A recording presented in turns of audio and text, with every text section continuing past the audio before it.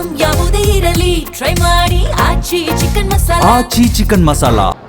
ಸೋಮವಾರ ನೂತನ ರಾಜಕಾರಣಕ್ಕೆಲ್ಲ ಸಜ್ಜಾಗ್ತಿದೆ. ಈ ವಿಚಾರವಾಗಿ ಕಳೆದ 3 ವರ್ಷದಿಂದ ಏನು ಕಾಂಗ್ರೆಸ್ ಸರ್ಕಾರ ಕರ್ನಾಟಕದಲ್ಲಿದೆ, 3 ವರ್ಷದಿಂದ ಸಿದ್ದರಾಮಯ್ಯ ಆದಾಗಿಂದನೂ ಕೂಡ ಈ ಕುರ್ಚಿ ಜಗಳ ಮುಗ್ದಿಲ್ಲ, ಇವತ್ತಿಗೂ ಮುಗಿಲಿಲ್ಲ, ಮುಂದೇನೂ ಮುಗಿಯಲ್ಲ.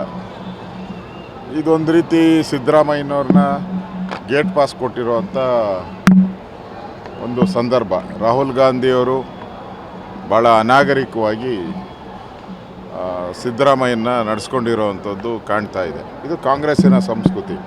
ಹಿಂದೆ ವೀರೇಂದ್ರ ಪಾಟೀಲರು ಕೂಡ ಅದೇ ರೀತಿ ಕಾಂಗ್ರೆಸ್ ಅವರು ಒಂದು ರೀತಿ ದೌರ್ಜನ್ಯ ಅನ್ಬೋದು, ದೌರ್ಜನ್ಯ ಮಾಡಿ ತೆಗೆದುಹಾಕಿದ್ರು.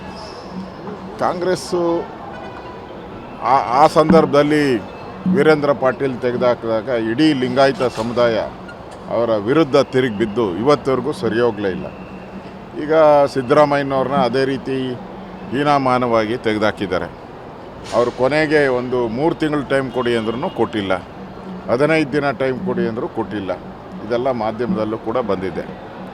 ಈಗ ಹೊಸ ಸರ್ಕಾರ ಬಂದರೂ ಕೂಡ ಹಳೆ ಪದ್ಧತಿಗಳೇ ಇರ್ತದೆ. ಅದೇ ರೇಟ್ ಫಿಕ್ಸು, ಎಲ್ಲ ಡೆವಲಪರ್ಗಳಿಗೆ, ಮನೆ ಕಟ್ಟೋರಿಗೆ, ಈ ಖಾತಾ ಮಾಡೋರಿಗೆ ಅದೇ ರೇಟೇ ಫಿಕ್ಸು. ಲಂಚ ಅಂತೂ ತಾಂಡವಾಡ್ತಾ ಇದೆ. ಅದಕ್ಕಿಂತ ಹೊಸದೇನು ಮಾಡಲ್ಲ. ಅದೇ ಬಾಟ್ಲು, ಅದೇ ಹೊಸ ಎಂಡ ಅಷ್ಟೇ. ಬಾಟ್ಲು ಅದೇ, ಎಂಡ ಹೊಸದಷ್ಟೇ.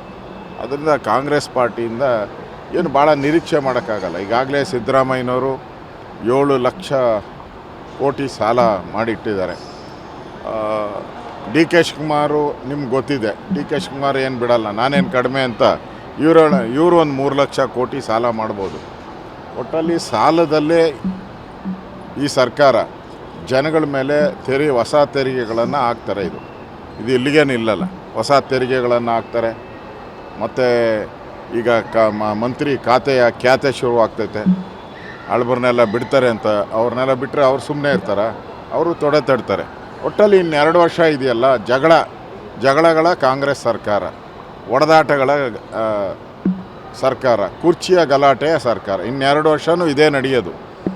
ಜಗಳ ಬಿಟ್ಟರೆ ಏನು ಮಂತ್ರಿ ಸ್ಥಾನಕ್ಕೆ ಉಳಿದಿದ್ದೆಲ್ಲ ಅಭಿವೃದ್ಧಿ ಶೂನ್ಯ ಆಗ್ತೈತೆ. ನನಗನ್ಸ್ತತೆ ಹೊಸ ಸರ್ಕಾರಕ್ಕೆ ಸವಾಲು ಸಿದ್ದರಾಮಯ್ಯನವರೇ ಸವಾಲು. ಇಬ್ಬರ ವ್ಯಕ್ತಿಗಳ ಪೈಕಿ ಯಾರು ಉತ್ತಮ ನಾಯಕರು ಅಂತ ಅನಿಸುತ್ತೆ ಸರ್? ಯಾರು? ಇಬ್ಬರು ವ್ಯಕ್ತಿಗಳು, ಡಿ ಕೆ ಶಿವಕುಮಾರ್ ಮತ್ತು ಸಿದ್ದರಾಮಯ್ಯ ಇಬ್ಬರು ಅದೇನೋ ಹೆಣವರಕ್ಕೆ ಹಿಂದೇನು ಮುಂದೇನು ಅನ್ನಂಗೆ ಕಾಂಗ್ರೆಸ್ ಪಾರ್ಟಿ ಸತ್ತೋದಂಥ ಹೆಣ. ಈಗ ಅದನ್ನು ಹೊರಕ್ಕೆ ಹಿಂದೆ ಏನು ಮುಂದೆ ಏನು ಅನ್ನೋ ಸ್ಥಿತಿ ಬಂದಿದೆ. ಯಾರಾದರೂ ಅಷ್ಟೇ.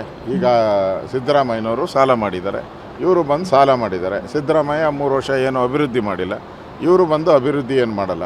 ಈ ಜಗಳ ಬಿಡಿಸೋದ್ರಲ್ಲೇ ಇವರು ಕಾಲ ಕಳೀತಾರೆ ಹೊರತು ರಾಜ್ಯದಲ್ಲಿ ಇರುವಂಥ ಸಮಸ್ಯೆಗಳೇನಿದೆ ಆ ಸಮಸ್ಯೆಗೆ ಪರಿಹಾರ ಇಲ್ಲ. ಇವತ್ತು ಹಳ್ಳ ಬಿದ್ದಿರೋವಂಥ ರಸ್ತೆಗಳನ್ನು ನೋಡ್ತಾ ಇದ್ದೀರಿ.